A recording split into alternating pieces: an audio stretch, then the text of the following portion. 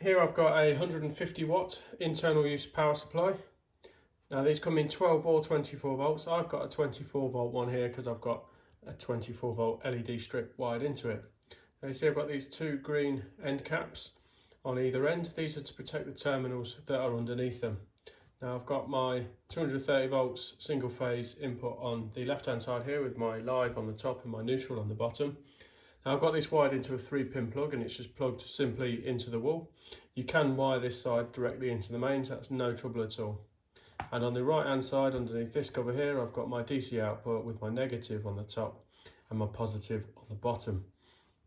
Now with this output side you can either run it directly into the LED strip like I have, or you can run it into a controller to control the LED strip. There's no problem with that.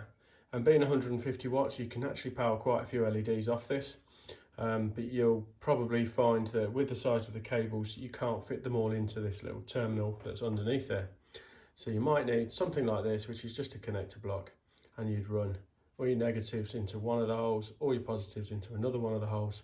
And if you start running out of room, you can put negative, negative, negative, positive, positive, positive, and then just loop them on the backs. Obviously not together because that would short, but loop all your negatives, loop all your positives, and then you've got them all wired into one block.